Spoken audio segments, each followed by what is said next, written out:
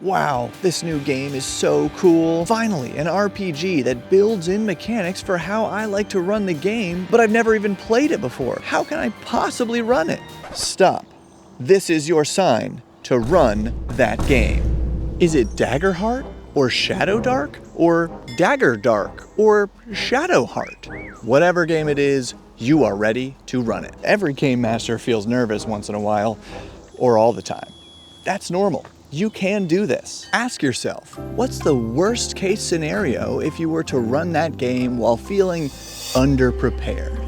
You forget some of the rules, so naturally your players rage quit the session and say that you as a person are deeply flawed, then take turns throwing dice at you until you die? No, of course not. None of that will happen. In fact, nothing bad will happen at all because it's just a stinking game. But that stinking game has so much potential. You've got nothing to lose and fun to gain. What are you waiting for? Have you ever been the game master for any other tabletop role-playing game? Then you're golden. Have you ever been a player for any other tabletop role-playing game?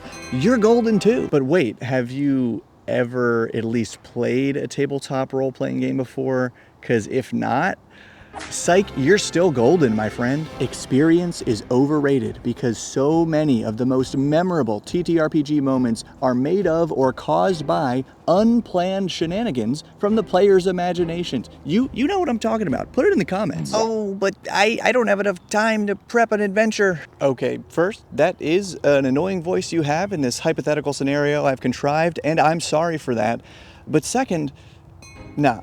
You do have enough time to prep. You skim the game's free quick start rules and make one index card cheat sheet for yourself, then repeat with the quick start adventure. You get 5 more index cards for that though, max. Or make your own quest. Pick a very easy bad guy to be a bunch of minions and maybe a medium bad guy to lead them in a fight at the beginning. Then think of one cool challenge that must be overcome to reach the place where the MacGuffin is, maybe one cool person or thing for the players to talk to, and then one hard bad guy who has the MacGuffin, the thing the players are after. Congratulations, you have prepped the adventure. Oh, but what if my players don't like the setting and or mechanics of this game?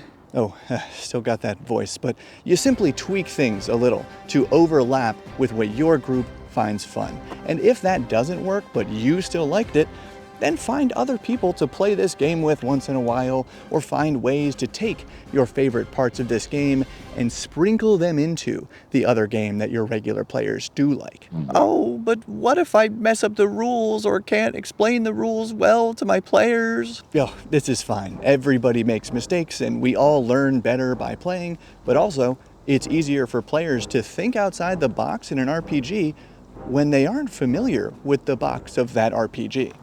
And we gotta do something about this voice. Oh, but I don't have time to run this game because we're busy with our other game?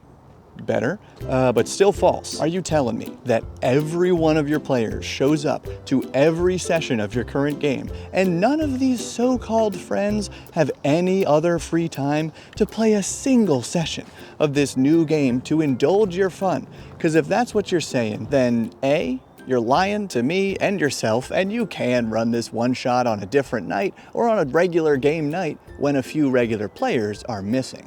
Or B, and I don't like being the person to break this to you, but maybe those people are being mean for acting like that, and you'd be doing yourself a favor to find people who will happily try a new game because they think it will make you happy.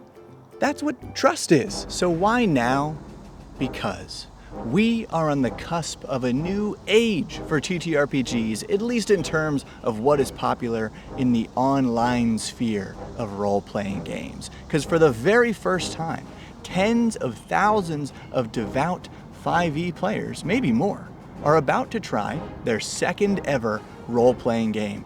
That is a huge step into a new world of games. And it's totally fine and fun and cool to just keep playing ye old RPGs that you already know and love. No one out here is forcing you to try something new or trying to change your game. You can do whatever you want. This video message is strictly and obviously for the GMs. You already know who you are. You want to play that game you've had on your shelf for some time now, but you keep making excuses about why you are not yet ready to run it. And you know what? You do have an out here. Maybe you keep making those excuses because actually, too many parts of that game don't actually seem fun to you. So deep down, you don't really want to play it, but it's still inspiring and cool and worth keeping on that shelf for some other reason. That is also totally fine. But if you are ever going to run that game, the time is now. Literally, once this video is over, text your group and say, hey, I'm going to run blank game on blank day. Who can make it? All you need is one other player, or even screw them. Play a couple encounters solo just to try it out. But scheduling that session before you feel prepared will force you to finally get out of your own head about reading every rule or prepping the perfect adventure and just commit to finally run that game.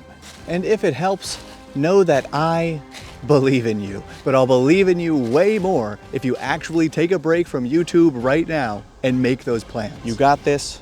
Keep building.